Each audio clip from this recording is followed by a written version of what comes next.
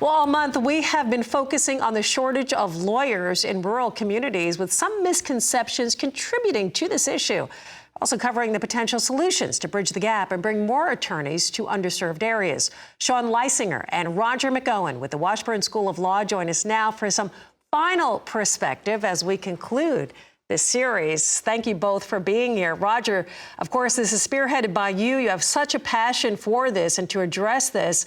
You know, we've been talking to the interviews that you've set up for us, practitioners and young lawyers entering practice. What are law schools, say like Washburn School, doing to address this issue? Well, to be honest with you, there aren't very many that really focus on this at all. It's not a priority for many law schools, but Washburn really is at the forefront at the JD level of addressing this shortage by combining programs, classes the students can take, and trying to link them up with rural practitioners. And that is a major issue, as you've seen over the past few sessions on this, the past few Mondays, is that we have a problem not only of the shortage, but also of the existing rural attorneys that are aging out of service, and they just can't stop because the community would show up at their doorstep. And so they do need the next generation to come in and take over for them. And they also are a minefield of information for the students that want to come in and start a practice as a new young attorney in a rural area. They have a lot of knowledge, they have a lot of practical skills, and those relationships that have been created with clients. And that's a key point of what we try to do here at the law school, is get the students connected with those opportunities. Absolutely. You know, you have said it a number of times that it's not just a lawyer, because we want to make sure that that lawyer is educated on rural needs. So when we talk about a solution for legal education, what does that look like? And do you think that can be adopted throughout this country? Well, see, that's a key point. Some states have tried to provide financial incentives legislatively to encourage students to go to rural areas, much like you see in the medical profession. But as we've indicated here, to put a law student in a rural area requires specific training because the legal issues are often unique. Agricultural law is often law by the exception. So they've got to have specifically trained background into those issues and those experiences. And the linkages, as I indicated, that's a key component of doing this. And all the way, that entire process, of course, takes money to accomplish that, all the way from the front end of the education in the classroom to the back end of various externship programs and opportunities that they can have, and then getting connected and placed with those attorneys that need help. Yeah, that is a great thing to make that connection. Shawn, I don't know if you want to jump in here and kind of extend or continue on that thought process of what Washburn Law is doing to address this problem.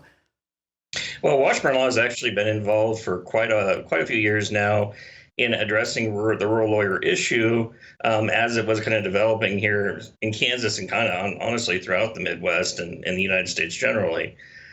We have probably about 2/3 of the county attorneys across the state of Kansas are Washburn Law grads. So we kind of know what it takes to have them be successful in rural areas across the state.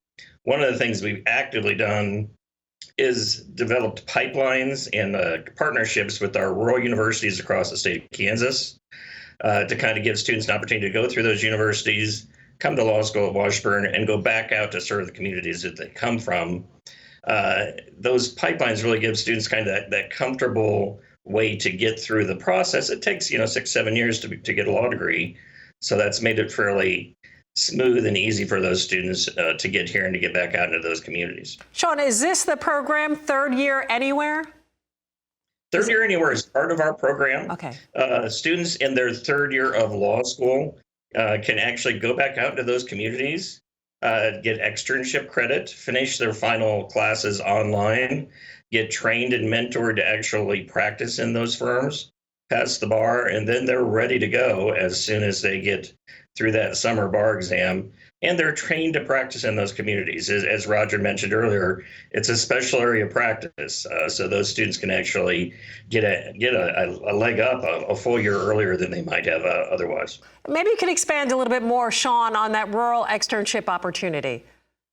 The rural externship program that we've had, we've been in a partnership with a rural organization here in Kansas, the Dane Hansen organization, and we've had students over their first summer be able to go out into those rural communities in that area, northwest Kansas, and basically get a $5,000 stipend, 6 credit hours paid for, to cover their expenses of going out in these communities.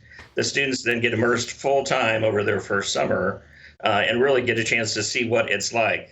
Many of those students will do that first summer, then they'll come back through our Third Year Anywhere program at the end of their law school career and go back out to those communities. We've had a number of students successfully do that and quite honestly take over practices from those attorneys who mentored them. Boy, not for a lack of opportunity and also some financial aid there as well, just making it, of course, feasible for a lot of students who want to go this path. Roger, as we wrap up, of course, concluding the series on rural lawyer shortage, your final words, anything that you'd like to add? Well, I think as you've heard, there's no single answer to addressing the problem. There are a whole bunch of pieces to the puzzle that have to be put together. And that's from the coursework that the students take to the rural externships to the creating of the pipelines from the law school to the practice and then the mentoring in the rural areas. And the overall goal here up front is to get more students to seriously consider long-term practice, whether in a new area or going back home after law school. And that has to start, we're convinced, at the high school level and then continue through college and then on to law school and then back out into those rural areas.